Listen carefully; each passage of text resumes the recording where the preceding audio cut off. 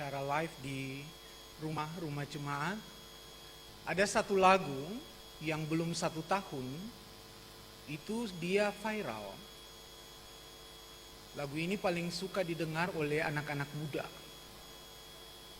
Apalagi yang tukang-tukang selingkuh, main cewek, main cowok. Karena tidak selamanya cowok main cewek saja, cewek juga main cowok. Ya. Lagu ini viral, dia dirilis itu tanggal 20 Mei tahun 2020. Nanti Mei bulan depan itu baru 1 tahun. Tapi belum 1 tahun itu sudah ditonton, di like, subscribe,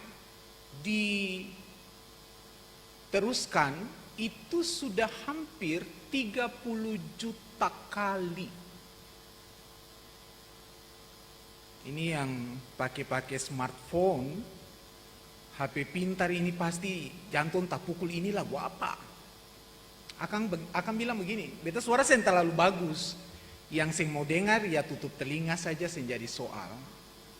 Lagunya bilang begini, antara nyaman dan cinta, beta dilema, harus memilah, hati persapa, beta cinta tapi nyaman deng dia. Akan pun bagian akhir ancor.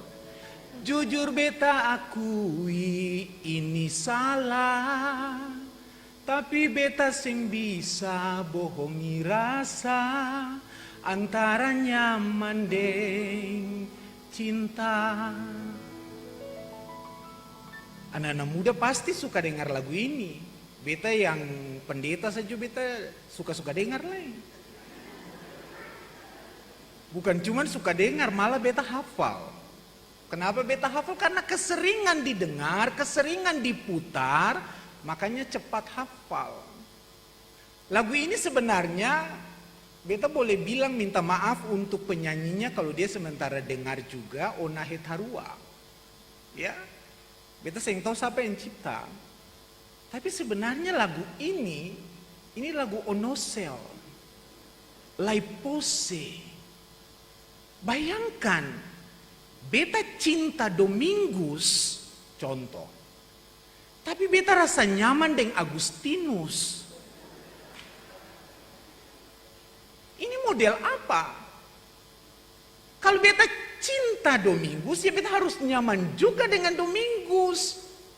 Masa beta cinta Agustina, beta nyaman dengan Esperanza? Ini lucu. Ya karena cinta makanya nyaman. Dan karena nyaman makanya cinta. Ini os cinta orang lain, os nyaman yang orang lain, bagatal. Itu cintanya harus dipertanyakan. Yang tatawa-tatawa nih kayaknya pengalaman ya. Kalau dia cinta, mestinya dia bilang dia cinta. Kalau dia sing cinta, ya jangan bilang cinta. Sebenarnya lagu ini juga mau kritik orang yang mendengar. Bahwa kalau beta melihat ada poin di situ. Kata mesti berkata jujur terhadap pasangan kita, terhadap orang-orang di sekitar kita. Yang paling ancur di bagian akhir, yang tadi beta menyanyi. Jujur beta akui ini salah. No kalau sesu akui ini salah, kenapa os masih tetap cari yang nyaman?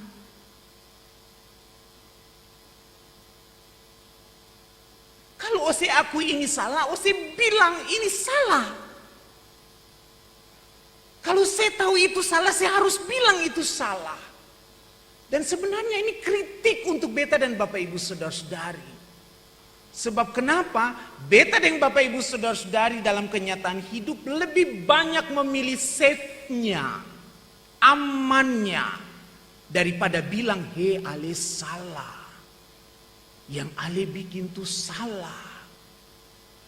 Tapi karena dekat, karena dia biasa bantu beta, karena dia biasa perhatian for beta, biar dia bikin salah lagi, betul hantam saja, mantap. Padahal salah. Lagu ini mau bilang kalau saya nyaman, bilang saya nyaman. Kalau saya cinta, bilang saya cinta. Kenapa kita mau mulai dengan lagu antara nyaman dan cinta? Karena ini juga yang mau diungkapkan lewat pembacaan kita. Kisah Para Rasul pasal 4, ayat yang pertama sampai ayatnya yang ke-12. Bagaimana keberanian Petrus dan Yohanes dalam mengungkapkan apa yang mereka alami, apa yang mereka rasakan. Kalau kita membaca Kisah Para Rasul pasal 4 ayat 1 sampai ayat 12, kita juga harus melihat pasal 3 ayat 1 sampai ayatnya yang ke-10.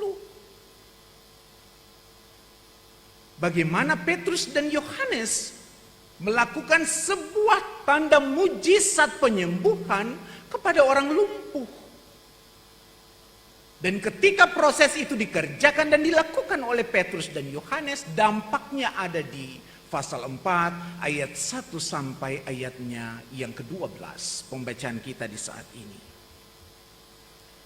Dan di pembacaan kita saat ini ingin menjelaskan 3 hal penting bagi beta dan Bapak Ibu, saudara-saudari jemaat. Catatan yang pertama yang ingin disampaikan adalah ada reaksi atau ada respon dari pemberitaan Petrus dan Yohanes tersebut. Reaksi atau respon itu dirasakan oleh siapa?